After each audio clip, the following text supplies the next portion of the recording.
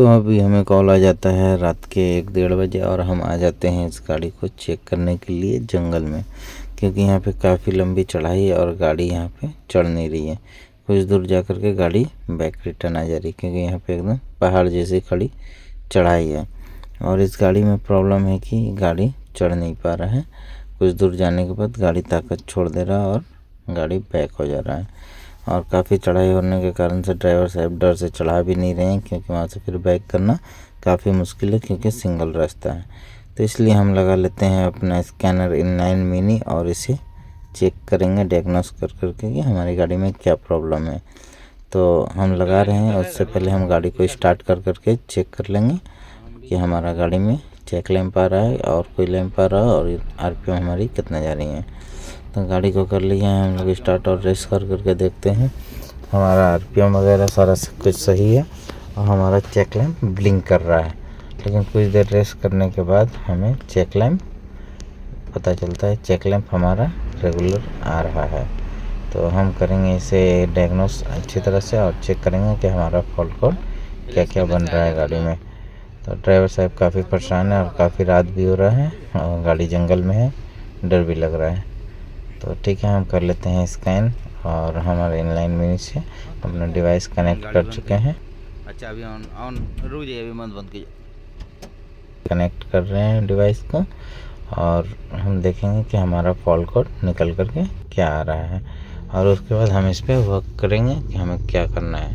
तो काफ़ी देर इंतज़ार करने के बाद हमारा फॉल्ट कोड आ जाता है 125 55 76 और 191। ये नहीं चढ़ने का आपको प्रॉब्लम हम दिखाते हैं, चढ़ नहीं रही है। जो हमारा टर्बो से हवा आता है वो सही तरीके से नहीं आ रहा है, मतलब जो आपका नोज़ल जब स्प्रे करता है जो एयर का फ्लो होना चाहिए वो कम है। तो हमें देखना पड़ेगा कि इसका क्या कारण है और किस वजह से ये प्रॉब्लम क्रिएट हो रहा है। तो हमें इंटरकूलर चेक करना होगा, सारे हॉस पाइप चेक करने पड़ेंगे, टर्बो चेक करना पड़ेगा, एयर फिल्टर चेक करना पड़ेगा, एयर फिल्टर की सारी लाइन चेक करना पड़ेगा और उसके बाद हम लोग देखेंगे कि हमारा प्रॉब्लम कहाँ से मिलता है। तो हम करवा लिए हैं गाड़ी को स्टार्ट और बढ़िया से इंटेक लाइन को चेक कर रहे हैं। सारे टर्बो पाइप को पहले चेक करेंगे हम अच्छी तरह से। असलाम भाई लगे हुए हैं हमारे इंटेक लाइन को चेक करने में और काफ़ी हम लोग को परेशानी होती है इस गाड़ी में काम करने में, क्योंकि इस गाड़ी की बीमारी मिल ही नहीं रहा है, इसलिए हमें बहुत समय भी लग जाता है काम करते करते। हम और सलाम भाई बहुत बारीकी से इसे चेक कर रहे हैं कि हमारा आखिर प्रॉब्लम कहाँ है। तो आप देख सकते हैं हम बहुत अच्छी तरीके से चेक कर रहे हैं और बीमारी को खोजने की पूरी कोशिश कर रहे हैं। और हमारा RPM 25 तक है और हम गाड़ी को रेस करा के इसलिए चेक कर रहे हैं कि अगर कहीं से पाइप वगैरह लीकेज होगा तो वो हमें पता चल जाएगा।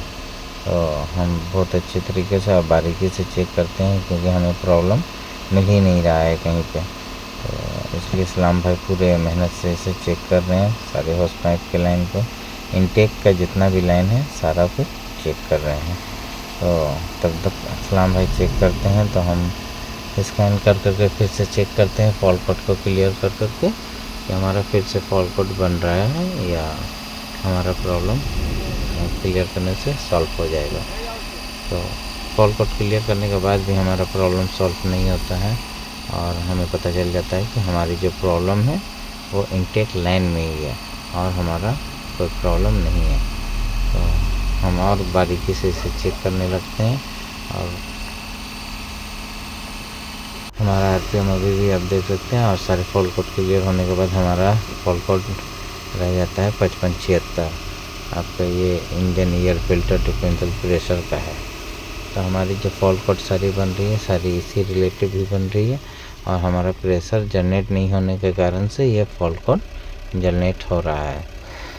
तो हमारा प्रेशर अच्छी तरह से जब तक बनेगा नहीं तो हमारी गाड़ी चढ़ेगी नहीं। एयर का प्रेशर भी होना बहुत ज़रूरी है आपका, इसकी वजह से हमें अच्छी तरह से सारी बीमारियों को खोजना पड़ता है। तो एयर फिल्टर खुला लेते हैं और एयर फिल्टर खोल के भी हम चेक करते हैं कि हमारा एयर फिल्टर चौक तो नहीं है या टान तो नहीं किया। कभी कभी होता है ऐसा कि एयर फिल्टर अंदर से टान लेने के बाद एयर फिल्टर लॉक हो जाता है, हमें हवा का प्रॉब्लम होता है। और इसके पाइपलाइन को भी देखते हैं कि पाइपलाइन में भी कोई प्रॉब्लम नहीं मिलता है। तो आप वीडियो में बने रहिए, हम आपको दिखाएंगे कि हमारी गाड़ी में क्या क्या प्रॉब्लम निकल कर के आता है। फॉल्ट कोड तो हमें पता चल ही गया कि इनटेक लाइन का है, लेकिन हमारा फॉल्ट कहीं से मिल ही नहीं रहा है। और हम टर्बो को भी चेक कर चुके हैं कि हमारा टर्बो का प्रेशर बिल्डअप हो रहा है। हमारा टर्बो में कोई प्रॉब्लम नहीं है और टर्बो का स्पीड भी सही है। हम लाइव डाटा में जा कर के चेक कर चुके हैं, तो इसे हम अच्छी तरह से चेक करेंगे और देखेंगे कि हमारा प्रॉब्लम कहाँ से निकल के आता है। क्योंकि काम तो हमें करना ही है, आए हैं तो काम करेंगे ही। तो सबसे पहले अब हम खोल लेते हैं इसके टी-वैप सेंसर को। टी-वैप सेंसर खोल करके चेक करेंगे और इसे रिफ्लेक्स करके भी चेक करेंगे कि हमारा प्रॉब्लम सॉल्व होता है क्या। क्योंकि कभी बहुत से गाड़ियों में होता है कि इसका सिग्नल देने के बाद आपका ये टी-वैप सेंसर भी ख़राब हो जाता है। हम इसके टी-वैप सेंसर को खोल लेते हैं पुराने वाले से और खोल करके नए वाले टी-वैप सेंसर से रिप्लेस करेंगे। और टी-वैप सेंसर सेम पार्ट नंबर का होना चाहिए, तभी काम करेगा, वरना काम नहीं करेगा। क्योंकि देखने में तो सारे सेंसर एक जैसे ही रहते हैं, लेकिन पार्ट नंबर अलग रहने के कारण उसका वैल्यू कम जैसी रहता है। तो वैल्यू जब तक मैच नहीं करेगा तो हमारा सेंसर काम नहीं करेगा। तो इसलिए पार्ट नंबर मैच करना बहुत ज़रूरी है। क्योंकि बहुत से गाड़ियों में हमने देखा है कि टी-वैप सेंसर की जगह बहुत से भाई आपका इनटेक मैनिपुल सेंसर भी लगा देते हैं। बुश प्रेशर सेंसर को BS4 वाले बुश प्रेशर सेंसर को लगा देते हैं, वो सेम देखने में लगता है, तो इसलिए गलती से लगा देते हैं। और हम टर्बो के पास से फिर भी पाइप खोल करके चेक कर लेते हैं, हमारा प्रेशर टर्बो का सही रहता। और इसके क्लच में भी प्रॉब्लम है, इसकी क्लच की भी कंडीशन काफ़ी ख़राब है और ऊपर से गाड़ी टान नहीं रही है, फॉल्ट कोड जनरेट हो रहा है। तो हम टी-वैप सेंसर और क्लच को एडजस्टिंग कर करके अपनी गाड़ी को चढ़ाई में चढ़वाते हैं। और हमारे सलाम भाई बैठ करके देख रहे हैं कि हमारी गाड़ी चढ़ पा रही है कि नहीं। तो आप देख सकते हैं हमारी गाड़ी बिल्कुल अच्छी तरीके से चढ़ रही है और कोई प्रॉब्लम नहीं है। जो हमारा प्रॉब्लम था वो टी-वैप सेंसर और क्लच में था। तो हमारे वीडियो पे बने रहें।